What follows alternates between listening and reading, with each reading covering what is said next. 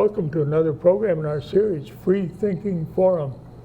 I'm Bill Weir, the producer and host, and I'm delighted to welcome to our show today a retired pulmonary and critical care physician who I've known when he practiced at Park Nicollet Health Services.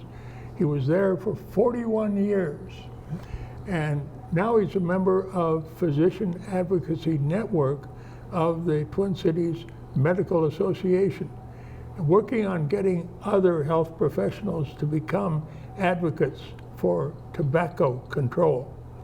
Across the state of Minnesota, there are now 50 to 60 such professionals talking to city councils, patients, clients, and other health professionals. Welcome, Stuart. Well, glad to be here. Thank you for having me. Did I get all that right? Mostly, yes, I would say so. It's a Twin Cities Medical Society rather than association, but thank you. That's what medics call themselves. Yes, we're a society. Thank you. Now, what is this electronic cigarettes? I've heard a little bit about them, but I'm not sure I know what they are. It's a device to deliver the extracts of tobacco leaf. So tobacco leaf gets extracted and it's put into a liquid, and then this device, which has a battery in it, and some of them look like tobacco, like a cigarette, a common cigarette. Some of them look like a little tank that has the liquid in it. And when the liquid is drawn in, it is vaporized by heating it with a battery. So it has a battery, it's a battery-assisted delivery device of the liquid that's extracted from tobacco leaf. Well, is that how it works? What is it? How do you say it works?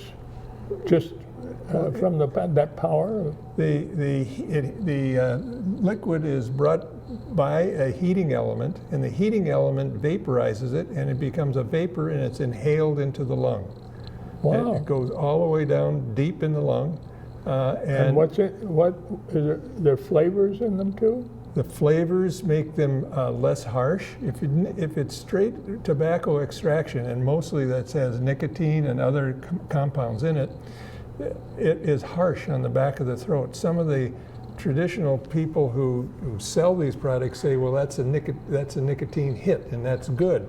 But actually, it's harsh. So they've put flavors.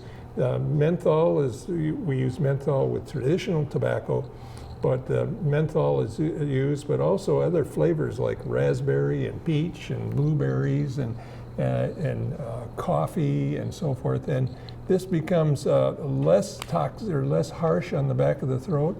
To pretend it's candy? It can be looked that way, and kids look at the packaging of these devices, and they look at it and say, can I take this home? This looks like a piece of candy, like something that would be packaged that way. And the industry is doing that to attract young people to this product. So it's harsh to begin with, but if they put flavors with it, it reduces the harshness and is more attractive, and then they package it in a way that's very attractive to young people. And harmful. But why should we be concerned? How would you? Well, this is a delivery device that is delivering an addictive product. The addictive vapor is nicotine. It causes nicotine addiction. And the products are, you can have this vapor without any nicotine in it, just a vapor, just water vapor. But there's also other products in there to make it vaporize. And we don't know just how harmful that is in the lung, but we're starting to see damage to lungs, very serious damage to lungs in young people who use these products extensively. And what product is, or what compound, I should say, or what molecule is actually doing the damage? We're not certain yet, but we're going to find out very soon. and I suspect it's the nicotine and the materials that are necessary to make it vaporize when they inhale it. So it's it's more, and I think I've heard that marijuana is sometimes included. Well, that's a big concern for those of us in the healthcare field, because this device can deliver other liquids, whatever liquid. So basically any drug that can be put into a liquid form could be inhaled through the lung. The lung is a huge organ if you think about it. It doesn't look big from the outside, but the surface area in the lung is 100 times more surface area than our skin.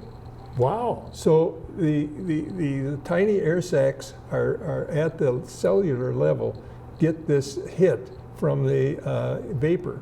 And the vapor contains the nicotine, but it also contains some of the bad compounds like lead, cadmium, and it is potentially very long-term danger, but now we're seeing short-term danger. And we're seeing just a report this last week from the Children's Hospital in Minneapolis, where 4 teenagers were admitted for severe lung disease.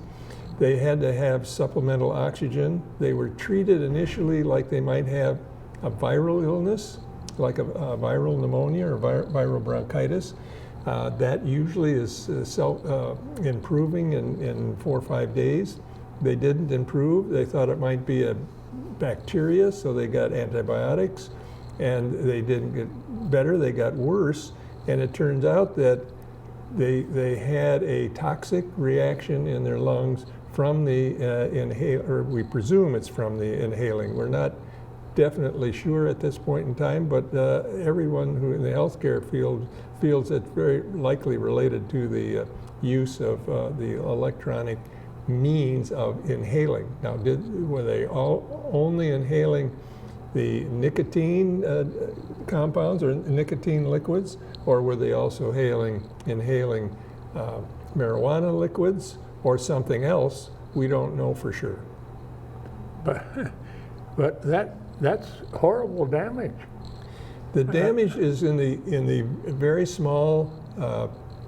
For these kids that, well, some of them were actually on a ventilator, had a tube down their throat, had to be sedated, and had mechanical machines that kept them alive while their lung recovered from the inflammation. The small bronchioles can be permanently damaged, and that leads to a condition called bronchiolitis, and it can permanently damage the small air sacs and the small airways leading to those air sacs to cause little blebs in the lung. Some people call it popcorn lung, and it's like emphysema.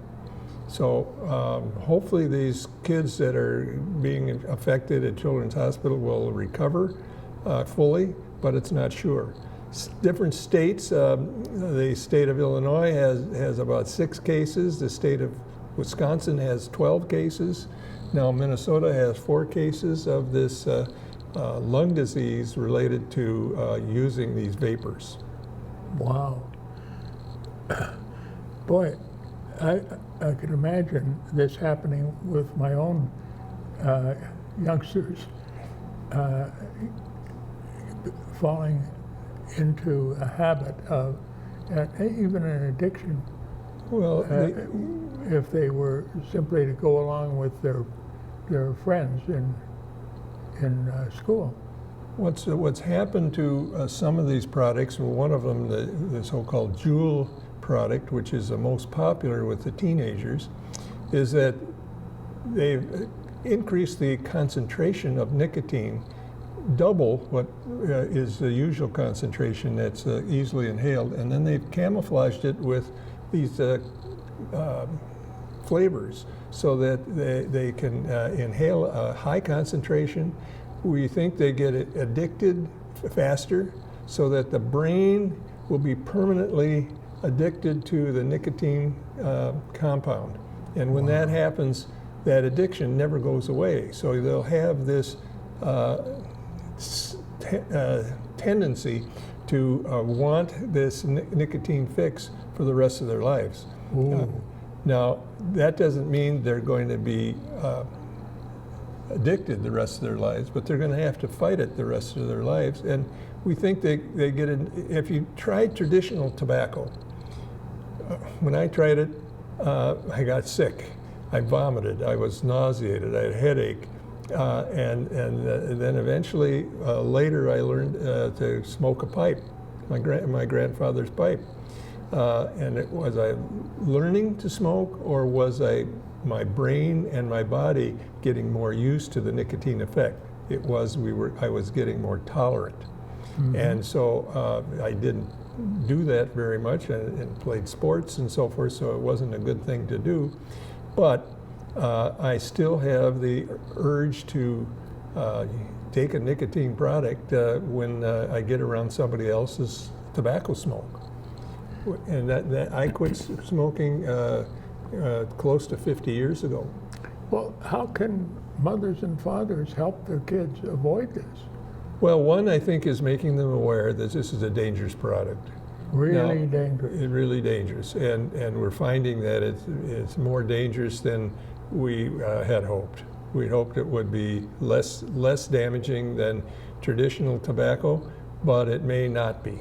And we're starting to find out that it's potentially very dangerous to the small airways in the lung and can cause permanent lung damage when it's used. And we don't know if these people or these teenagers have excess use. I mean, did they, because of the flavors, overuse the nicotine and the extract of tobacco? Or were they unusually sensitive where somebody else isn't as sensitive? But basically, our recommendation for any parent would be to say that this is a dangerous product. Inform your kids that it's not safe, and the kids think that it is safe, but it's not, and this shows that it isn't. And so, is there something from the American Lung Association or somebody else, some other organization that can help parents? Well, I think convince their kids not to use it? There's the American Lung Association has several. It has a website, and that website could be addressed. The Physicians Advocacy Network, which I represent, has a website with some of this information on. And so I think the American Cancer Society and the American Heart Association also have materials about electronic cigarettes. And do they all agree? They do. They all agree that this is a dangerous product and that nobody should be using it. And we have an active program on public policy to try to regulate this product in a way that reduces the availability and reduces the and in some way controls the concentration of the drug that's in there. Nicotine is a drug, and control the age of purchase, so that in Minnesota we have an active legislative program to try to raise the age of purchase to 21 for any tobacco product. Oh, yeah, that's needed. Yeah, and I mean, the young person's brain is growing until they're 25, roughly. So anybody who starts using alcohol, marijuana, nicotine in any form begins to affect their brain, their central nervous system, before they're 20 to 25. So it's practical to say, let's move the age from 18 purchase to 21. What happens when the 18-year-olds can purchase legally, they feed it back to their 16, 17, 14, 13, 12-year-old that can't buy kids that can't buy it. And it becomes a street drug. So these are nicotine delivery devices, whether it's a traditional tobacco product or an electronic tobacco product, become street drugs, and they become for sale by their friends or even giveaway to get them started. Well, I don't hear much about electronic cigarettes anymore. They talk about something that sounds a lot healthier, vaping. Vaping. Well, that's the new verb, vaping. The tobacco industry started using the electronic cigarettes as their marketing, and now they're pushing vaping because it doesn't have the connotation of cigarettes. Yeah. And so it's being used, and the marketing is in a way egregious. They're pushing it towards younger kids right now. They package in the products in looks like candy, and you see not candy cigarettes, but candy cigars in packages. You have the vapor products in packages that look like candy bars, things they would have at home or and could purchase over the counter. But who's doing something about this? Is Lung Association or the federal government or Well, the Minnesota Department of Health? all of those are doing something, but the big push right now is coming from Clearway, Minnesota, which was the organization that received some of the tobacco settlement dollars about 21 years ago. Mm-hmm. They're in it was a 25-year program, and so Clearway, Minnesota is in its last 4 years.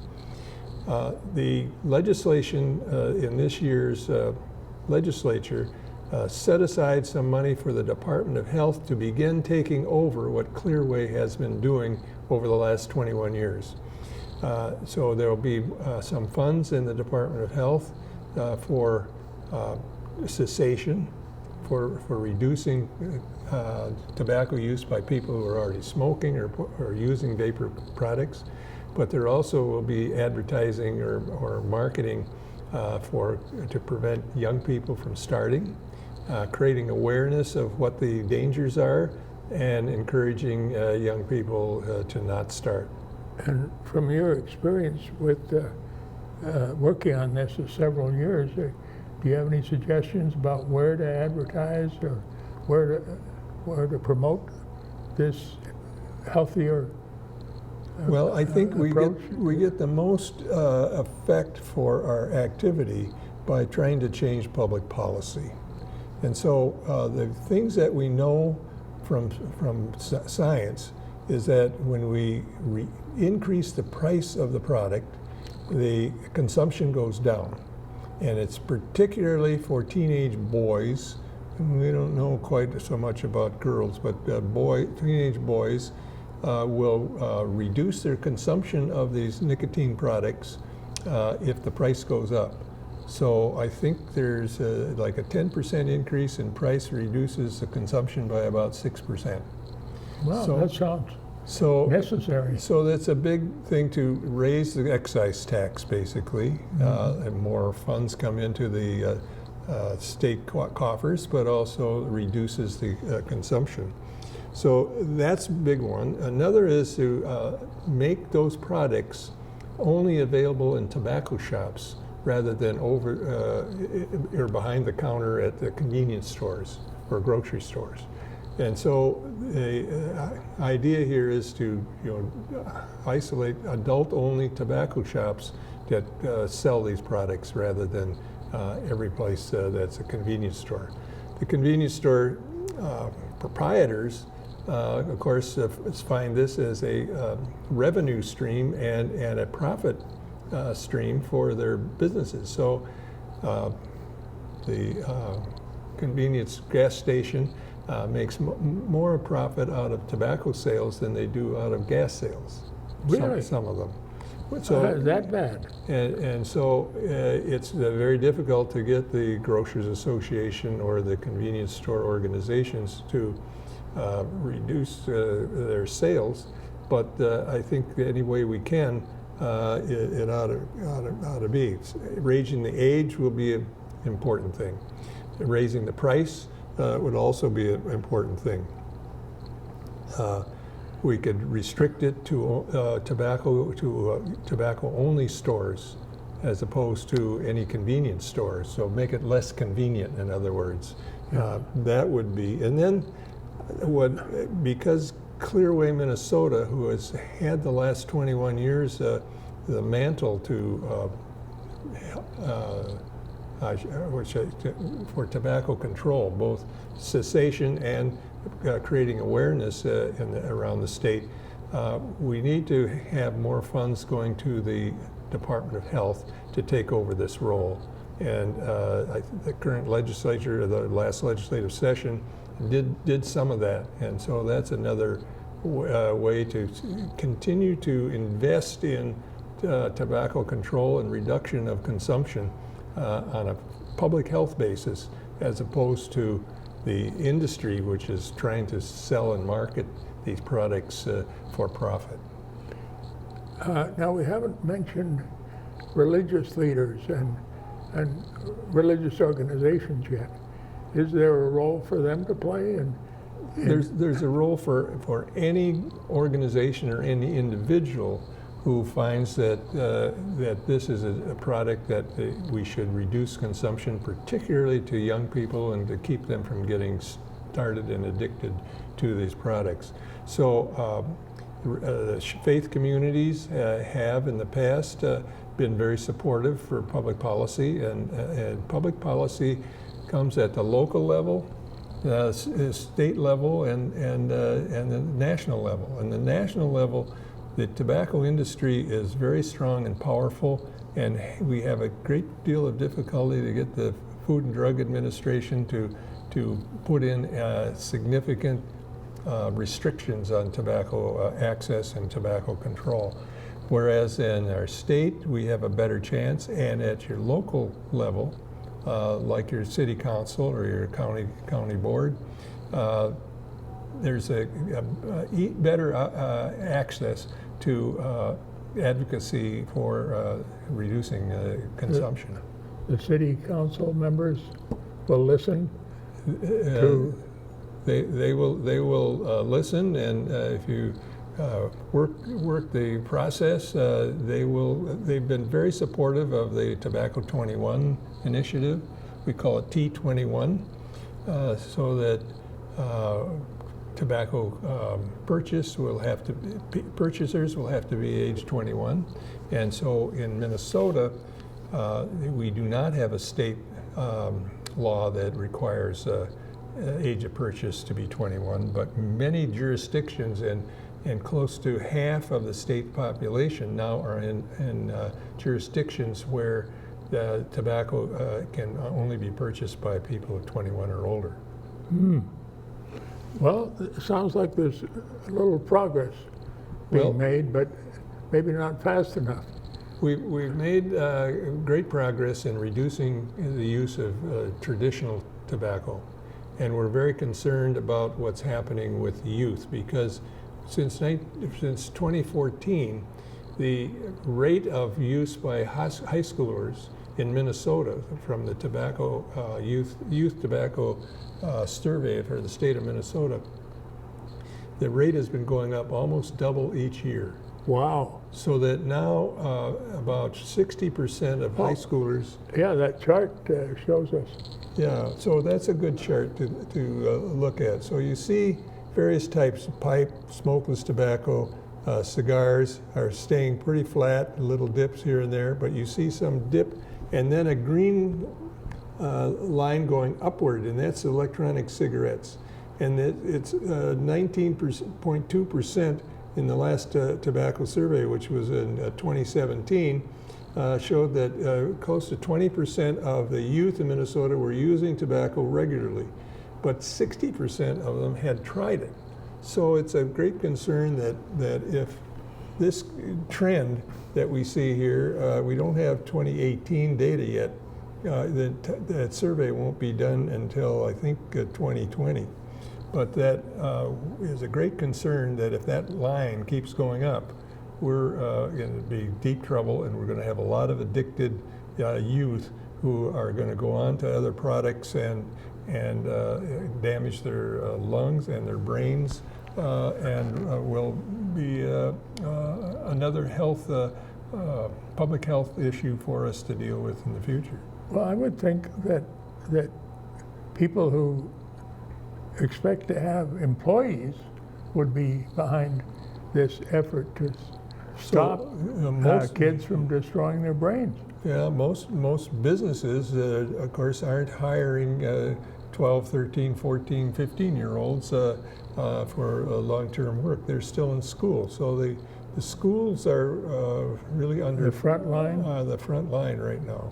Yeah. And between the parents and schools, school counselors, school administrators, teachers, we have to develop means that will keep these kids from doing something that's going to change their life and really damage them and shorten their lives for a decade or more. Wow. I'm so glad that e-cigarettes were not around back when my kids were going through this. Oh.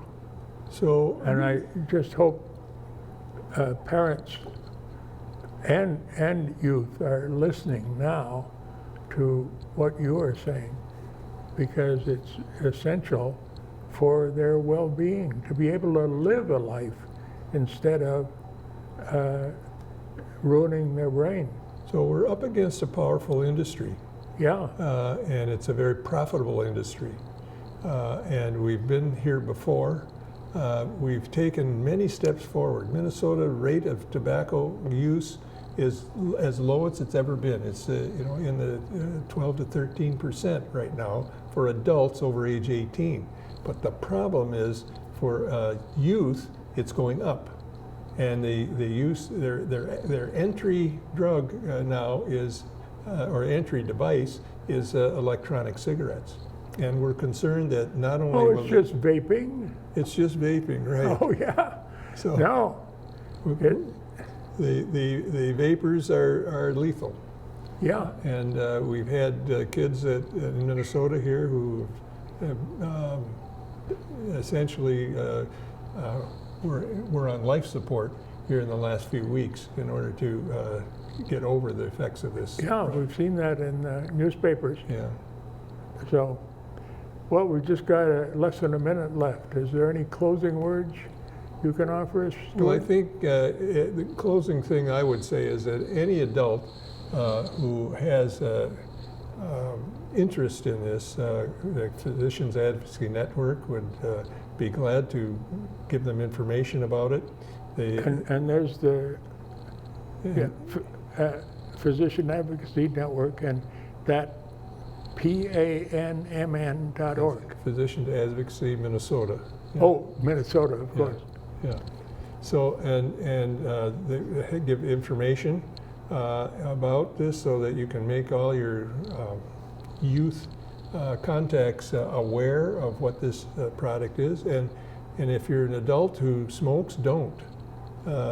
Give them a good role model as opposed to just telling your kids or the kids around you don't use these products, but then use them yourself. So that's dangerous. So anybody who smokes as kids growing up should think about stopping smoking, getting rid of it, and championing your own cause, not only your own health, but your health of the people around you. Thank you, Stuart. Yeah, you're welcome. Good to see you again.